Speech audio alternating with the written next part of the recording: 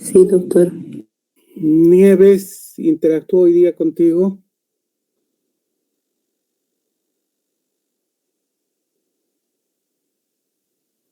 Nieves. ¿Está bien, doctor? Claro que sí. Ya. Bueno, muchachos.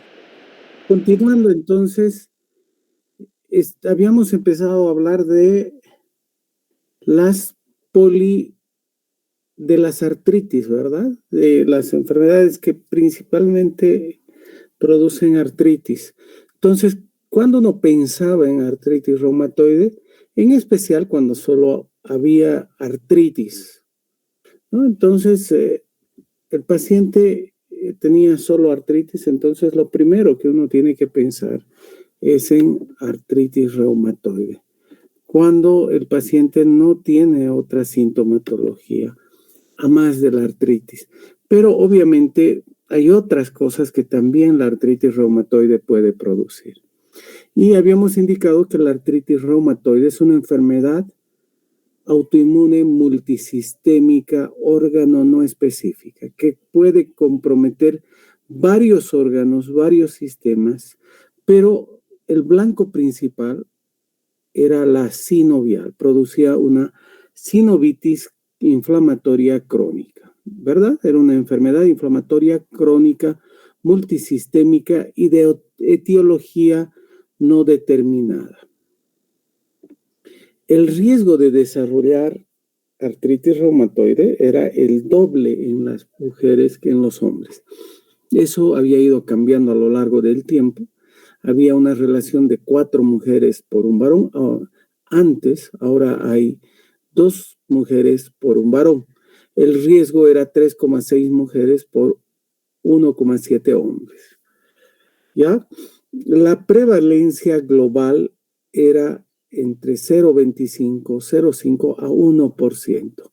Eso también había disminuido de un 2% a esta cantidad, y esa disminución es, aunque no crean, bastante la disminución, y eso se cree que es debido al uso temprano de los antibióticos. En muchas patologías, en forma precoz se hace el uso de antibióticos, por lo tanto, eso había disminuido el inicio de la artritis reumatoide, o había disminuido algún factor gatillante de artritis reumatoide. La incidencia global era de 40 casos nuevos por 100,000 habitantes año, en general. Obviamente habían algunos grupos o etnias donde eran mucho más altas y otras menos. Mucho más alta era en los indios Pima, que son unos indios originarios norteamericanos, donde era 10 veces más alta, y mucho menor en el Japón. Y la edad de inicio era alrededor de los 40 años, y eso iba presentándose, la prevalencia iba aumentando en pacientes y disminuía a partir de los 75 años. En cuanto a la etiopatogenia, algo importante, igual que en todas las enfermedades del sistema inmunológico en general, no solamente las enfermedades autoinmunes, también cuando uno habla de asma bronquial, cuando uno habla de cualquier enfermedad de hipersensibilidad, hay factores genéticos predisponentes, ¿ya? Y factores ambientales gatillantes, que son factores, en este caso, bastante conocidos.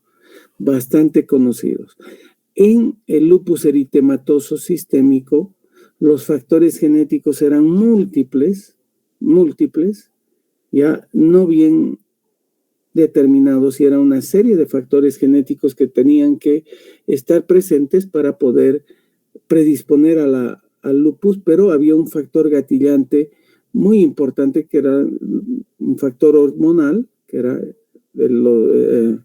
los estrógenos y un factor ambiental que era la luz ultravioleta.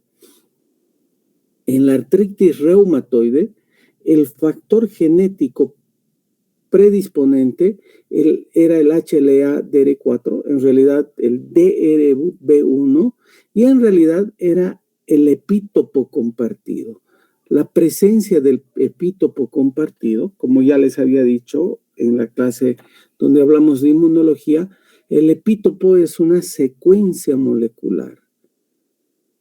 Es una secuencia molecular capaz de ser reconocida por el sistema inmunológico. La presencia del epítopo compartido, que era una secuencia molecular, era la que predisponía a la artritis reumatoide y nos daba un factor de gravedad en la artritis reumatoide. Entonces, personas que tenían ese factor genético, esa secuencia molecular, ya sea heredada del padre, y peor todavía si heredaba del padre y de la madre, les daban un factor genético de predisposición bastante alto. Y a ese factor genético se sumaban factores potencialmente gatillantes. ¿Cuáles eran esos factores gatillantes potencialmente gatillantes, esos factores ambientales?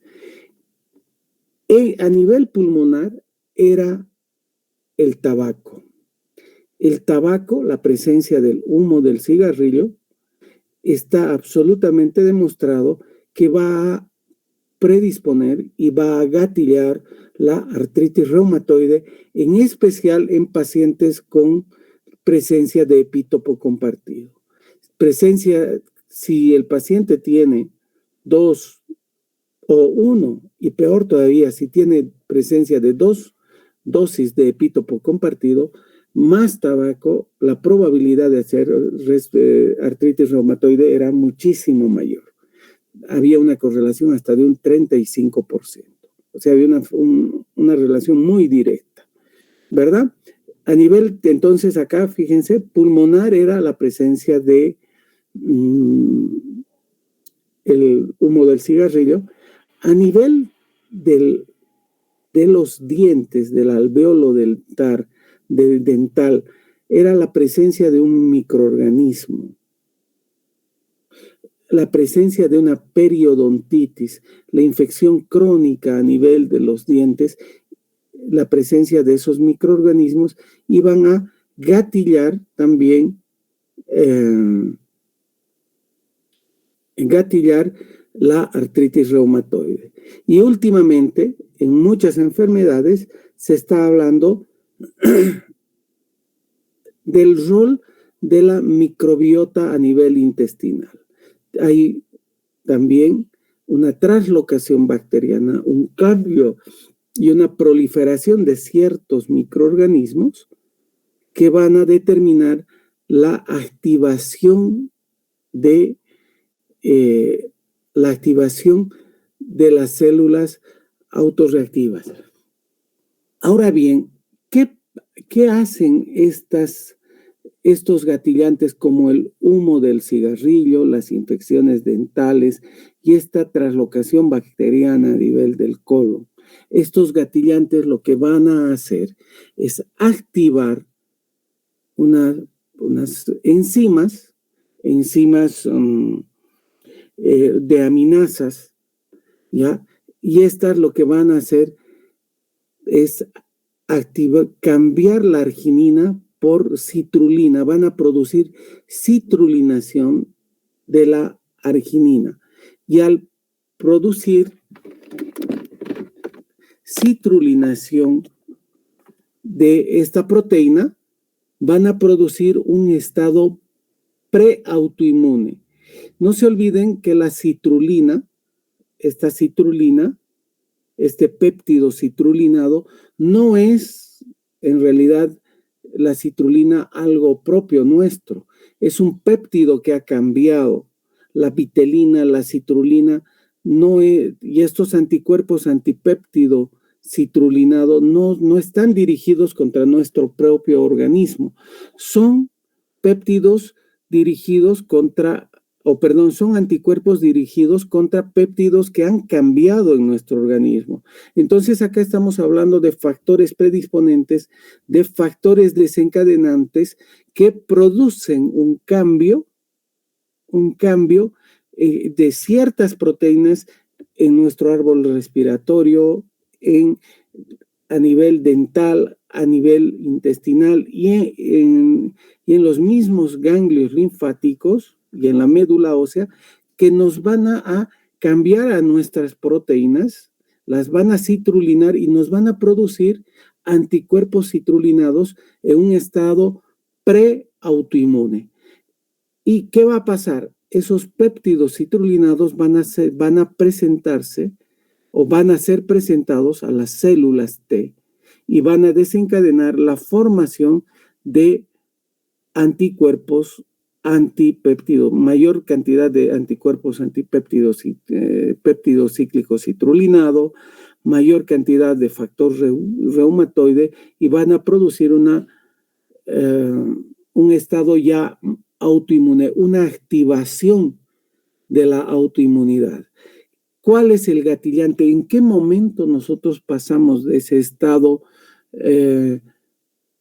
proinflamatorio donde estamos pre-autoinmune a un estado autoinmune inflamatorio? No sabemos exactamente qué es lo que pasa.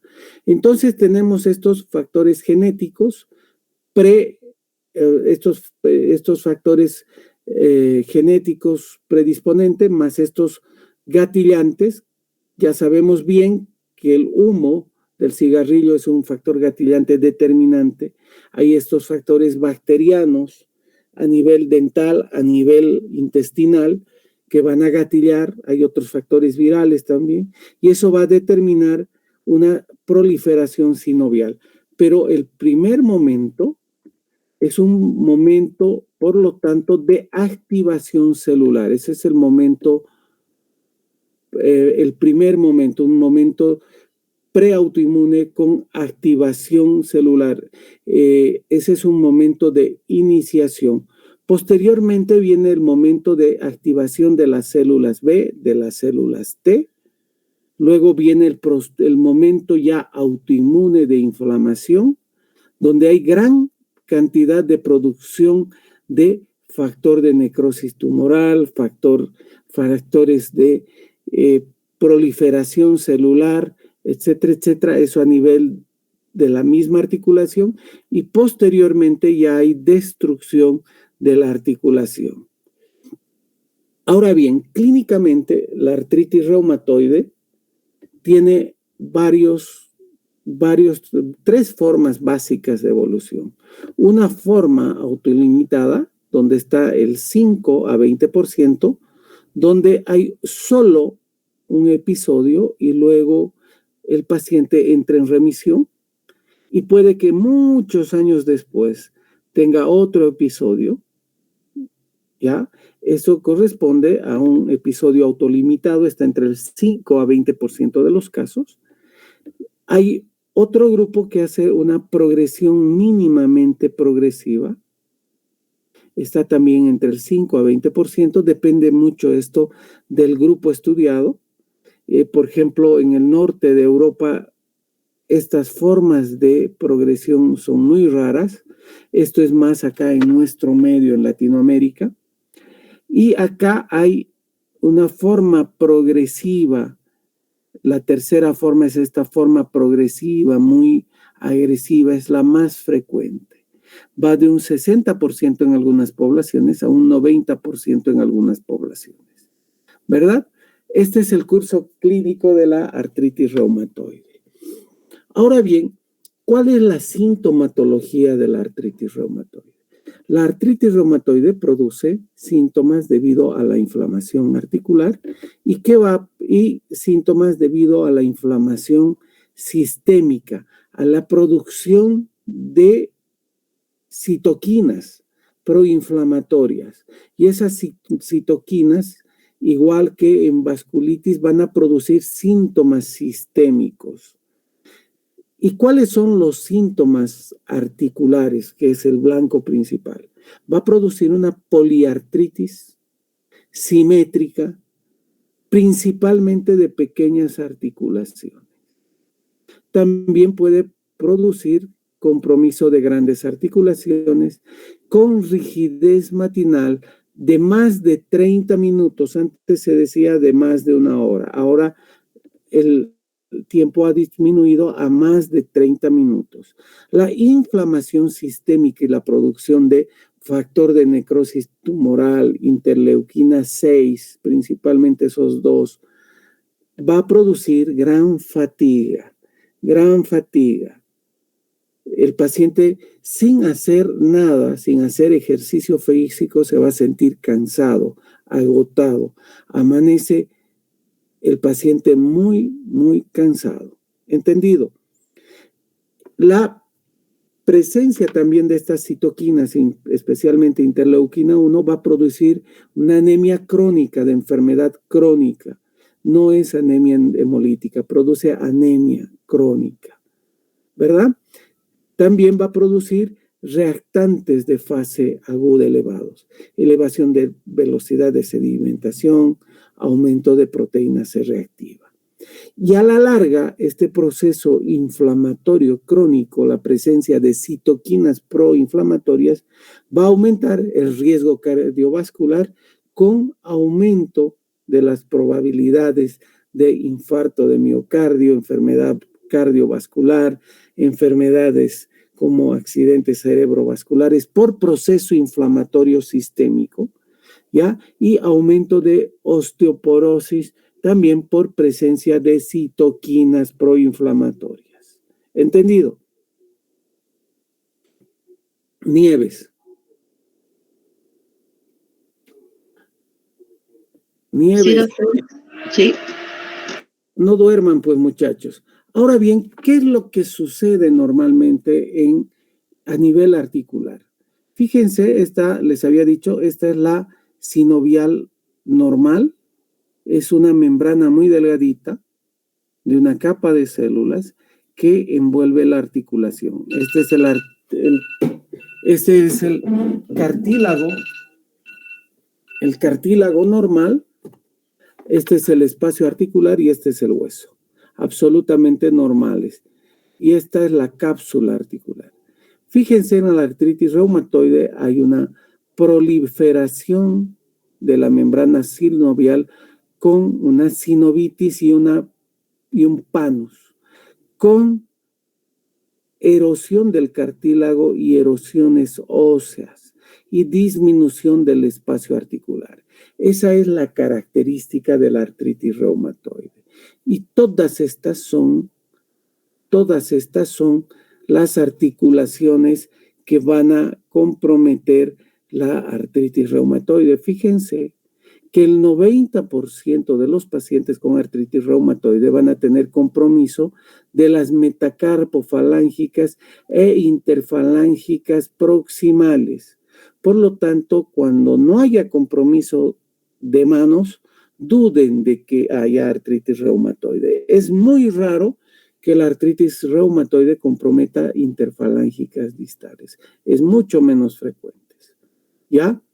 El carpo, o sea, la muñeca, se compromete un 80%. Por lo tanto, principalmente la artritis reumatoide compromete manos, casi en todos los pacientes. Si bien la artritis reumatoide principalmente produce una poliartritis simétrica de pequeñas y grandes articulaciones, poliartritis, no es raro de que a veces el paciente inicie la artritis como artritis de una sola articulación, y la que principalmente es afectada y la forma de presentación más frecuente es la monoartritis de rodilla. La rodilla es comprometida en un 60% de los pacientes. Los pies es comprometido en un 50% de los pacientes.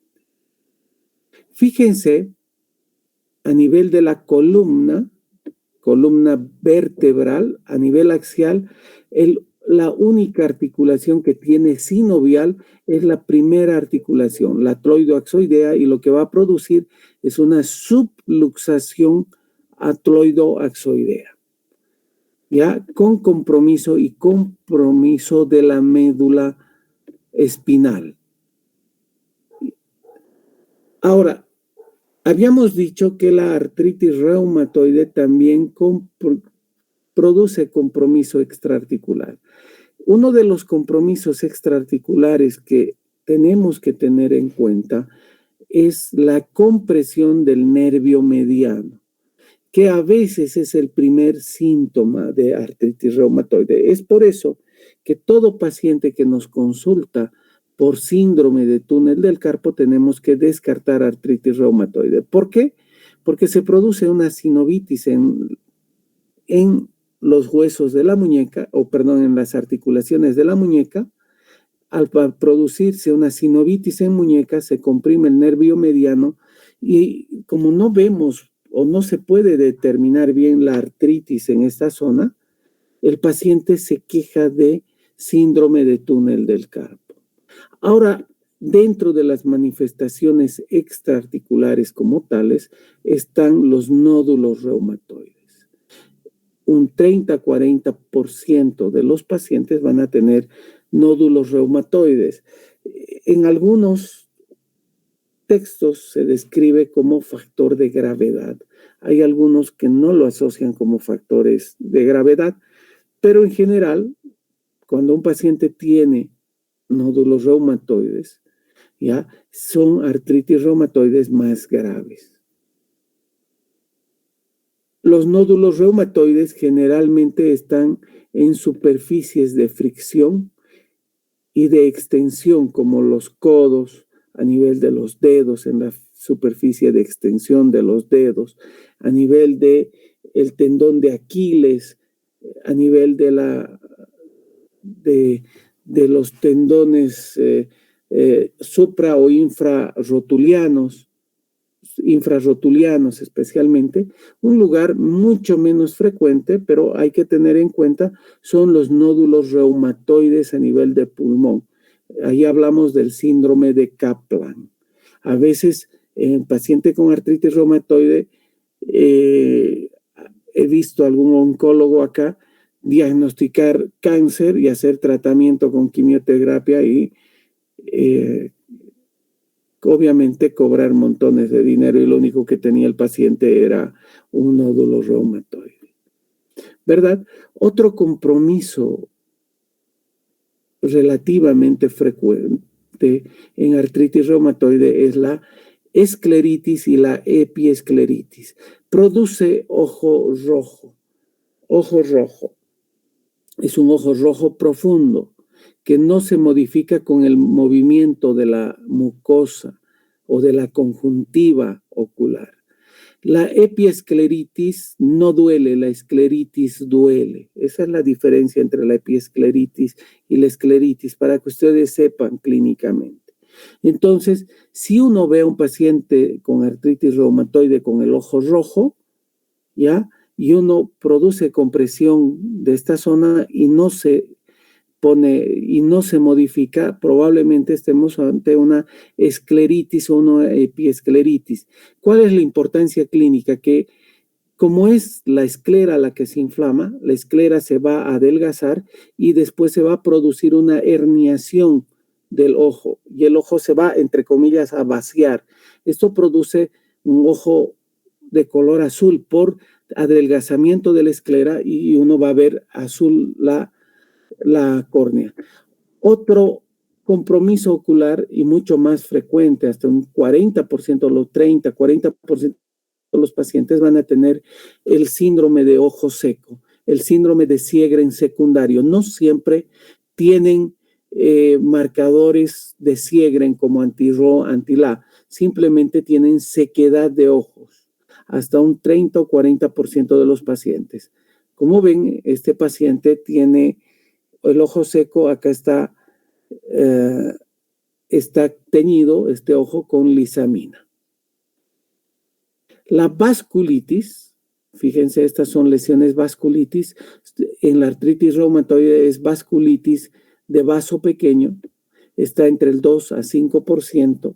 con el tratamiento actual es mucho menos frecuente, o se ha hecho menos frecuente la vasculitis, y en general no compromete el riñón, puede producir una mononeuritis múltiple. Dentro del compromiso más grave en artritis reumatoide está el compromiso pulmonar. ¿Qué va a producir a nivel pulmonar? Igual que en la dermatomiositis, en el síndrome antisintetasa, produce una neumopatía intersticial con fibrosis pulmonar secundaria. En realidad, la artritis reumatoide puede producir pericarditis, puede producir también pleuritis y derrame pleural o engrosamiento de la pleura. Pero el compromiso más grande es una neumonitis intersticial con fibrosis pulmonar. Ese es el compromiso directo por infiltración celular de extraarticular. Bien, ¿cómo hacemos el diagnóstico de artritis reumatoide? El diagnóstico de artritis reumatoide es clínico, el médico también hace el diagnóstico, pero para ayudarnos en el diagnóstico utilizamos los criterios de clasificación. Estos son los criterios de clasificación de artritis reumatoide del año 1988, que estuvieron vigentes durante muchos años y tenían un problema. Estaban las poliartritis de pequeñas y grandes articulaciones que tenían que tener rigidez matinal de más de 1 hora. Además, tenía que estar comprometida las manos, tenía que haber artritis simétrica. Fíjense, tenía que haber presencia de nódulos reumatoides, tenía que haber presencia de factor reumatoide, tenía que haber presencia de erosiones. O sea, estábamos hablando de una artritis de larga evolución. Uno de los grandes problemas de estos criterios de clasificación, no de diagnóstico, era de que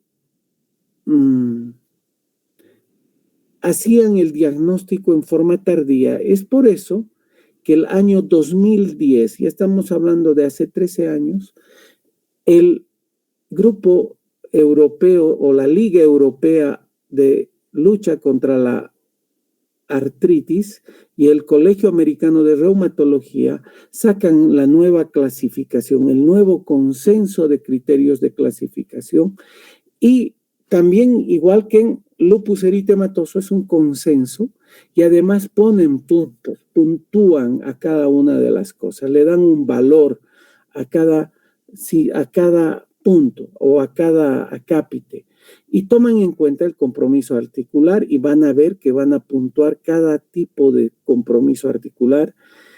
Toman en cuenta la serología y también puntúan la serología. Toman en cuenta la presencia de reactantes agudas y también puntúan la duración de los síntomas. La presencia de 6 puntos sobre 10, que es el máximo puntaje, clasifican como artritis reumatoide definitiva a los pacientes.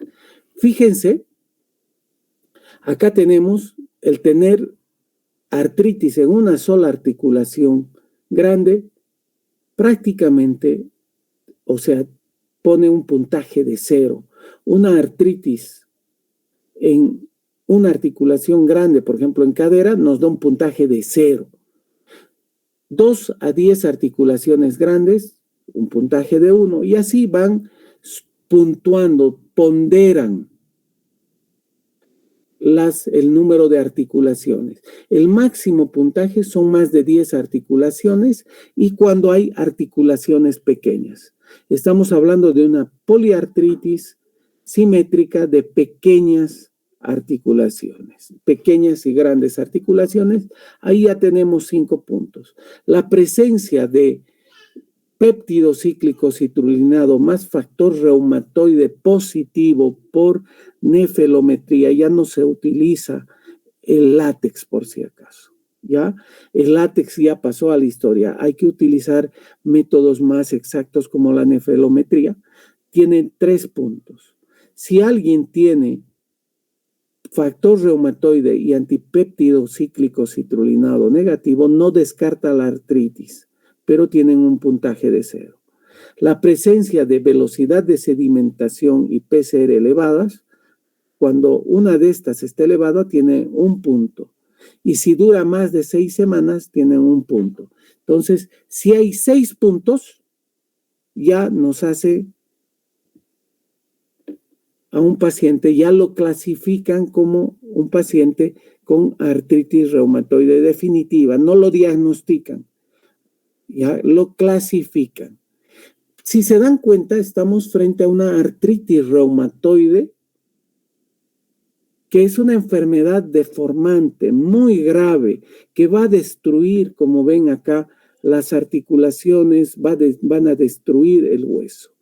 Y esta artritis actualmente, para el 2014, va a producir discapacidad en el 40% de los pacientes con incluso tratamiento biológico. 50% de los pacientes van a tener una discapacidad laboral temporal y 50% una discapacidad permanente. Estos eran los datos el año 90. A los 2 años ya había daño articular radiológico. 50% a los 5 años estaba discapacitado y a los 20 años 80% estaba discapacitado. Fíjense, era realmente una enfermedad desastrosa antes. Y esto todavía sigue pasando en nuestro país.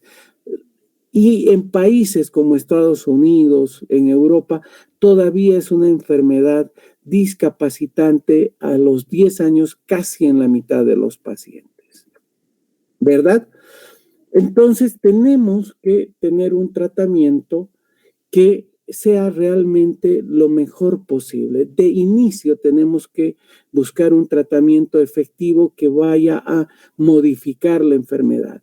Lo más importante del paciente, hay que decirle que no tiene curación la enfermedad, por lo tanto siempre tiene que estar en controles. ¿Sí? ¿Y cuáles son los objetivos del tratamiento? Aliviar los signos y síntomas de la enfermedad. O sea, tenemos que calmarle la artritis, tenemos que calmarle el dolor.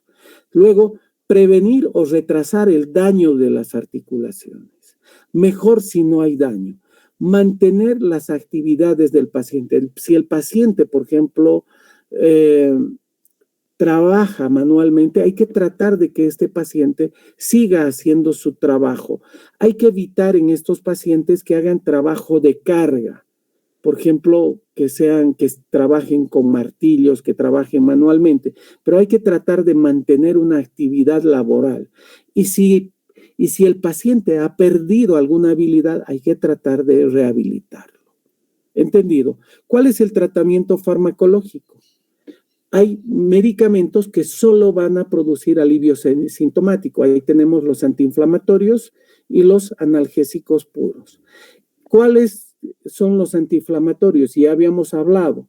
Los COX-1, COX-2 indiferenciados. Ahí tenemos indometacina, diclofenaco. Tenemos los preferenciales COX-2 que a dosis bajas solo inhiben COX-2, pero a dosis altas van a inhibir COX-1, COX-2. Hasta ahí tenemos meloxicam, nimesulina, nabumetona. Son los 3 únicos. Y tenemos los COX-2 selectivos. Ahí están los COXIB, etoricoxib, parecoxib y el más conocido, el celecoxib. El riesgo cardiovascular de estos es igual para todos. Y dentro de los analgésicos dividimos en opioides y no opioides. Los opioides está la morfina, el tramadol, y los no opioides está el paracetamol. Dentro de los medicamentos que previenen el daño articular y modifican el curso de la enfermedad, tenemos 3 grupos de medicamentos: corticoides, drogas modificadoras de la enfermedad químicas y drogas modificadoras de la enfermedad biológicas. Los corticoides, ya hemos hablado de esto, se dividen de acuerdo al tiempo de acción, acción rápida, acción lenta y acción ultralenta. Y de acuerdo al tipo de acción genómica y acción no genómica. Esto ya hemos hablado. Y dentro de los químicos que tienen un metabolismo ya sea renal o un metabolismo hepático, que son producidos por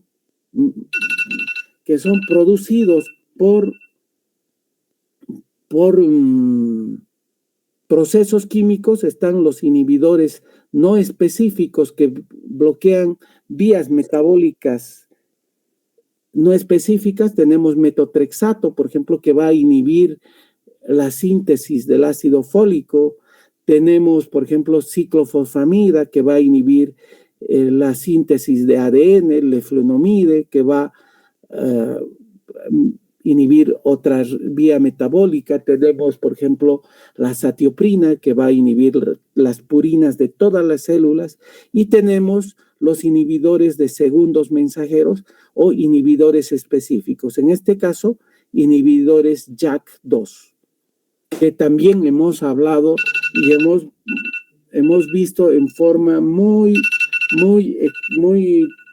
detallada cuando hemos hablado de artritis reumatoide, y vamos a hacer una clase de solo tratamiento en enfermedades reumatológicas.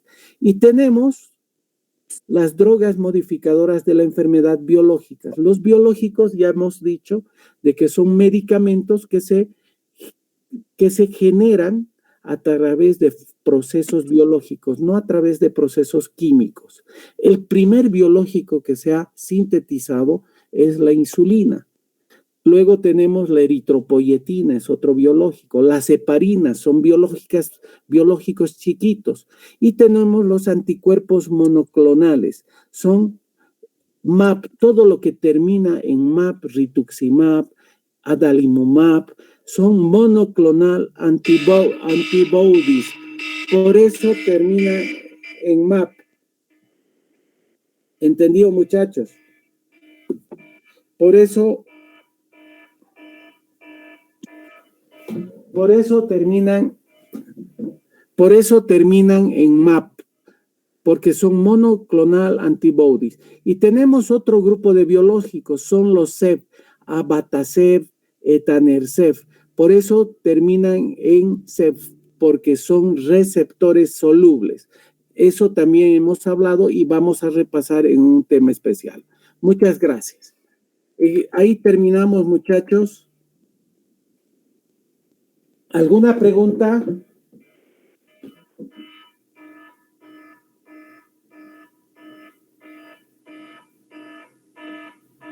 ¿Alguna pregunta, muchachos?